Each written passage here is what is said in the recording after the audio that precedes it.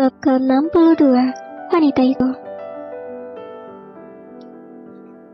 Sandi menatap berbinar makanan yang ada di hadapannya saat ini.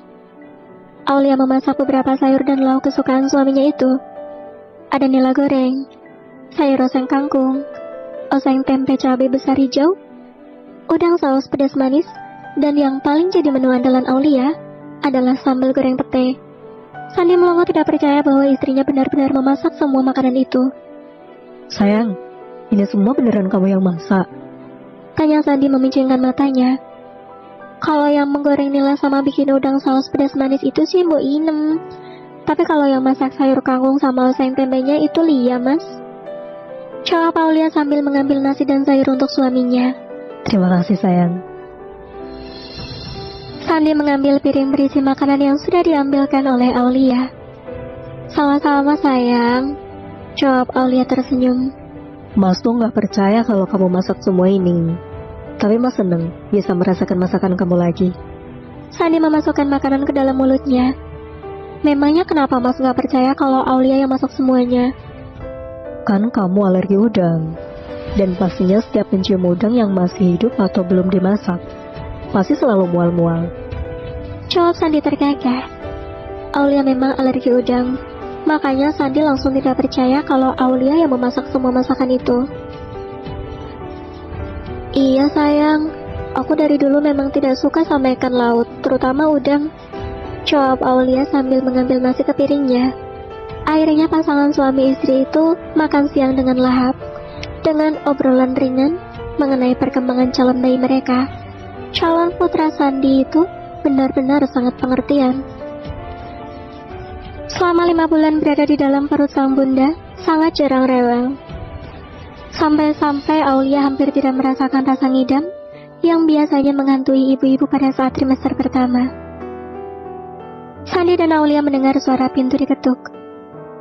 Biasanya kalau pas jam makan siang seperti ini, Sandi tidak mau menerima tamu, kecuali orang-orang yang penting. Tetapi pintu ruangan dari tadi diketuk oleh seseorang. Masuk, seru Sandi. Pintu terbuka dan masuklah sekretaris Sandi dan membungkuk tanda hormat. Maaf, saya telah mengganggu kegiatan istirahat Anda Pak Sandi dan Bu Aulia. Tapi di luar ada seseorang yang ingin bertemu dengan Bapak. Ucap sekretaris itu menunduk tidak berani menatap ke arah atasannya itu. Bukankah saya sudah bilang? Kalau jam istirahat, jangan menerima tamu apalagi aku sedang bersama istriku sekarang. Jawab Sandi datar dan dingin. Apakah sekretarisnya itu masih tidak mengerti aturan yang sudah berlaku sejak lama itu? Bukankah dia juga sudah diberi tanggung jawab sendiri? Iya Pak, maaf saya salah.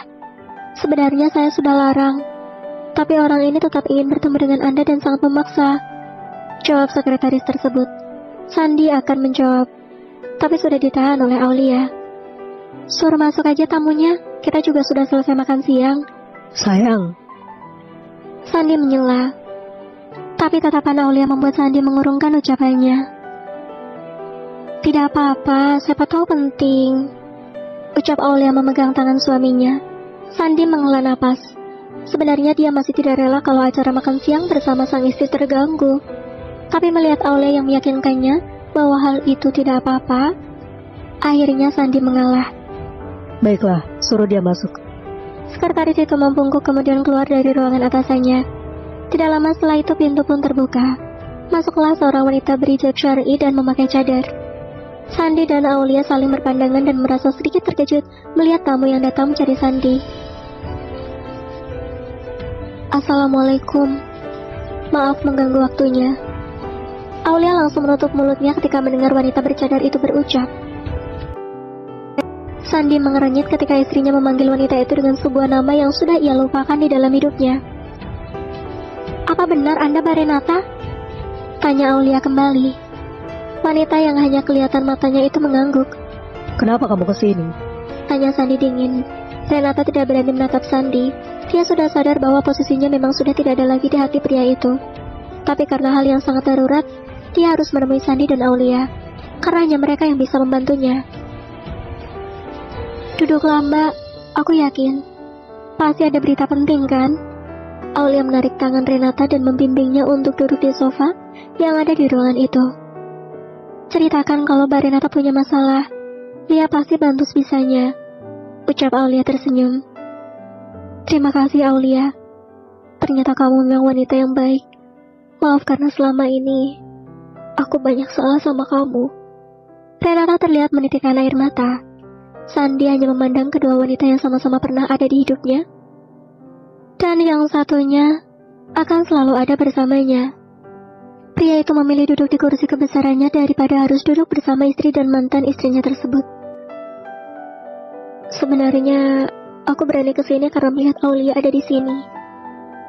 Aku tahu pada saat kamu tadi datang kemari, karena aku sekarang bekerja di seberang jalan berhadapan dengan kantor ini. Berani mendatangi Sandi sendiri. Sekarang, aku sudah berubah dan bertaubat.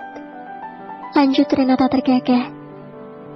Iya Mbak, ia percaya kalau Mbak Renata sudah berubah. Lalu, ada perlu apa? Tanya Aulia.